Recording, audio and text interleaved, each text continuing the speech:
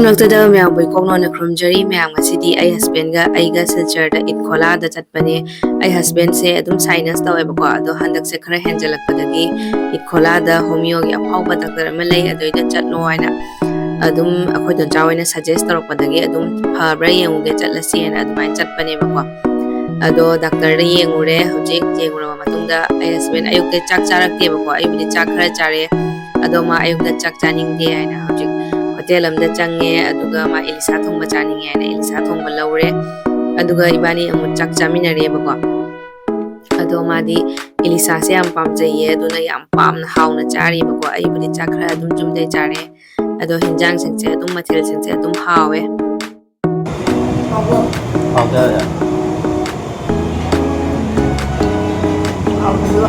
ya hawe ya chara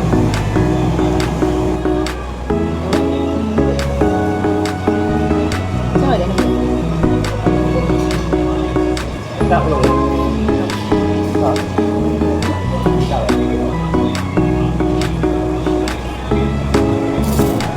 Sao vậy anh?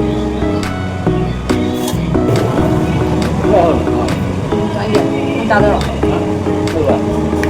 Được không? Hậu.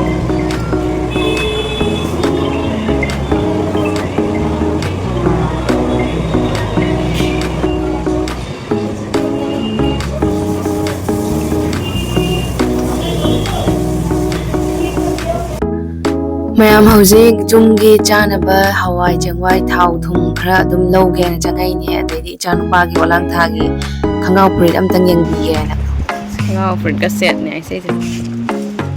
Cái giờ này nè. Hal source name này nè.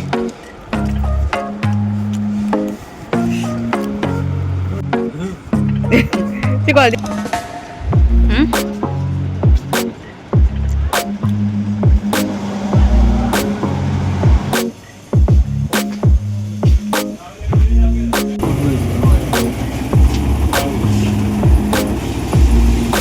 ये क्या है Mayam hojik se icha yaw badagi chatla sukhol asu icha adum ningjang na leiba adai di mapan tho asu icha gi kainom to asu laining bado adumana adum phaure hojik se car लेते को Bolero की type दा चाउ बदो अदुनी माना पामी कोई असुआ सीधे कोई रोए नोंगर take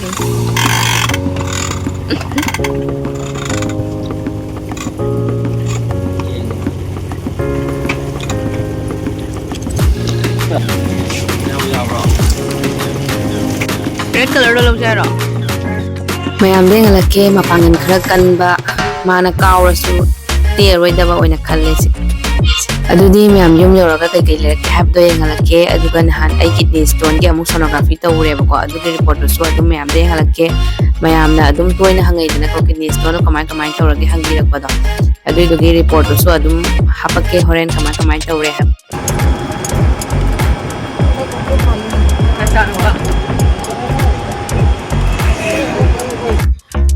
Mayam silchar dagi auto da reserve toroga lakbane bako asengbadadi auto se mi ahum phambane bako adoida khoina komna olang manina hojati komna adum chatninge adugi mi amagi reserve to mi ama hapiranu khoi pesa adum hanjanjarage ana adumai toroga lakbane adoida auto da mapa macha yawe bako mamangda tonge moina adoida angang se nungai ti mamangda tonghan badwaina khoina maning doina tonghan bane ado angang siga ai husband ga adum wari sana lakbane bako ado angang se am satina wara mane popta na tungre ai husband nga tharaga ado yum su yaudore mayam yum yoroga kai kai lerke hab do ngalake ichanu pana khoi ngai na lera mani mama pa halak pa बेग से लुम मरा था वो हम दे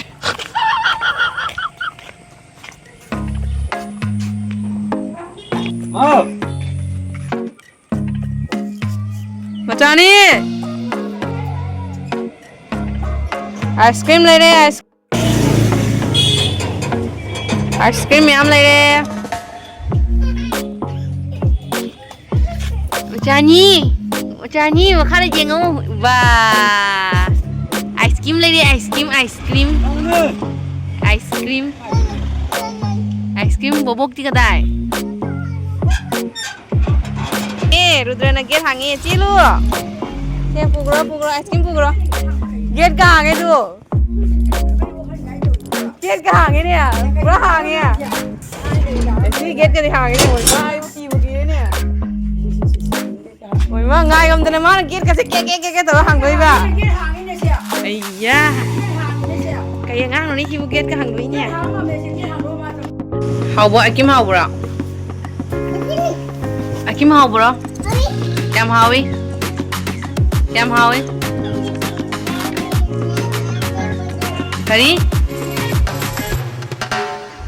Aki mama mẹ lấy phụ lấy đi nè, fresh nó mới mẹ lấy, nangi.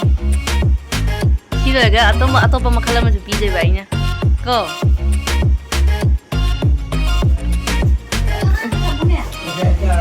Ay na idra atau makalah mamu cado vậy nè, pure itu, atau makalah mamu pure itu. Jangan lupa mana jangan lah so tau lah, lazar. Papan so tau lah ni yang tu.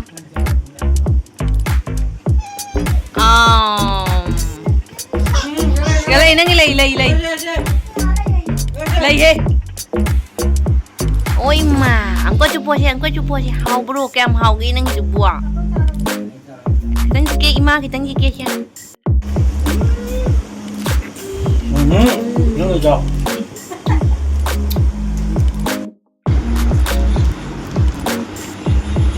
xem mang được lòng thì chỉ cái lòng nhỉ. Cái này gầy nữa rồi.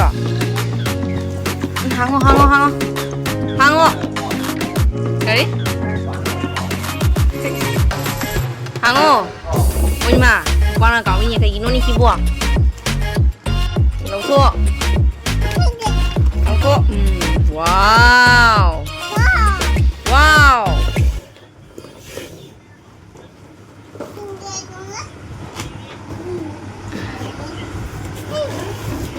Phâm bro tụi mày gài được phâm na bro tụi mày nè. Tụi mày phâm na bro gài được à? Tiêu ơi rồi. Tiêu à? Em thấy ít là chừng bây giờ rồi sao? Jani giờ chừng này em ta. Ít là chừng rồi sao? Anh khỏi em tới đầu kìa bà. Mình làm hay là bro ạ.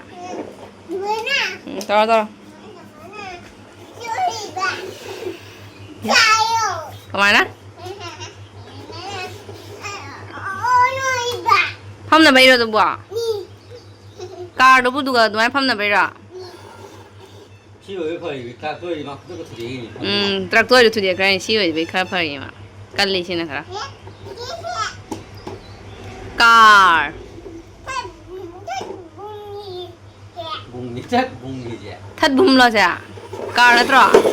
Pilih, tulisan gak pilih. Enggak. Cili sini mana tu? Macam bini. Hai dah. Kau ni. Sini ni, mak ini orang kali dia pernah ngau kau ni. Likudi balik mama.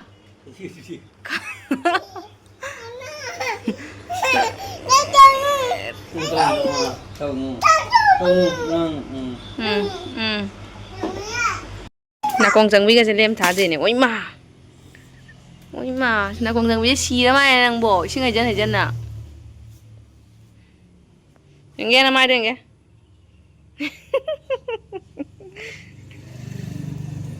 Nak kong jang bi hat penupa ni, nak kong jang bi hat penupa, ko?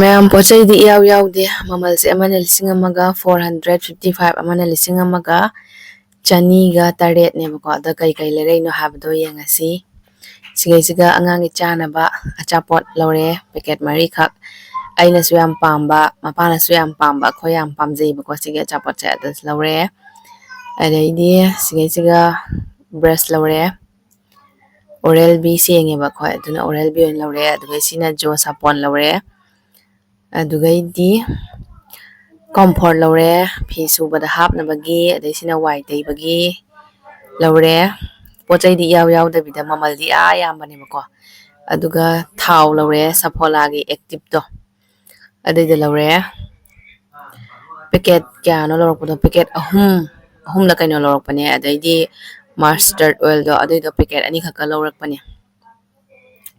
thau ngata hol lai ꯊꯥꯎꯁꯦ ꯈ꯭ꯋꯥꯛ ꯌꯥꯝ ꯌꯥꯝꯃꯦꯕꯀꯣ ꯑꯗꯩꯗꯤ ꯀꯩꯀꯩꯅꯣ ꯂꯧꯔꯛꯏꯁꯦ ꯕꯦꯁꯣꯟꯗꯣ packet 2 ꯈꯛꯀ ꯂꯧꯔꯦ ꯑꯥꯗꯅ ꯍꯣꯡꯉꯦꯅ ꯑꯗꯨꯝ ꯂꯧꯁꯜꯂꯛꯑꯦꯕꯀꯣ ꯑꯗꯩꯗꯤ ꯑꯉꯥꯡꯒꯤ ꯈꯣꯡꯒ꯭ꯔꯥꯎ 2 ꯈꯛꯀ ꯑꯗꯩꯗꯤ ꯃꯄꯥꯒꯤ ꯐꯨꯔꯤꯠ ꯑꯃꯈꯛꯀ ꯇꯧꯔꯒ ꯂꯧꯔꯦ ꯑꯁꯤꯅ ꯘꯤꯅꯦ ꯁꯨꯃꯥꯏꯅ ꯇꯧꯔꯒ ꯂꯧꯔꯦ ꯂꯣꯏꯔꯦ ꯁꯤꯈꯛ ꯂꯧꯔꯦ ꯀꯔꯤ ꯍꯥꯏꯕ ꯆꯥꯅꯤ ꯂꯥꯎꯁꯦ ꯁꯤ ꯂꯥꯎ ꯍꯥꯏꯌꯣ ꯍꯥꯏꯕ ꯃꯥꯏ ꯈꯣꯡꯒ꯭ꯔꯥꯎ 2 ꯈꯛ ꯂꯧꯔꯛꯄꯅꯤ ꯑꯗꯨꯝ ꯉꯥꯏꯍꯥꯛ ꯆꯠꯊꯣꯛ ꯆꯠꯁꯤꯟ ꯇꯧꯕꯗ ꯍꯧꯖꯤꯛꯇꯤ ꯑꯣꯂꯥꯡ ꯊꯥꯖꯧꯔꯕꯅꯤꯅ ꯃꯥꯏ ꯁꯦꯠꯅꯕꯒꯤ ꯍꯥꯏꯅ ꯑꯗꯨꯒ ꯁꯤꯅ ꯃꯄꯥꯏꯅꯤ ꯑꯩꯒꯤꯗꯤ ꯀꯩꯁꯨꯝ ꯂꯧꯔꯛꯇ꯭ꯔꯦ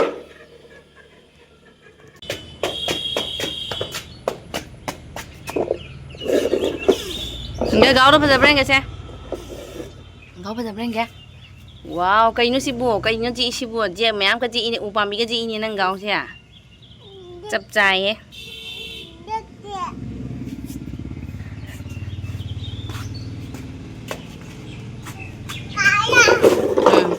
ꯐꯖꯔꯦ ꯀꯥꯅꯨ ꯀꯥꯏꯒꯤꯅꯤ ꯆꯞ ꯆꯥꯈ꯭ꯔꯦ ꯃꯉꯣꯟꯗ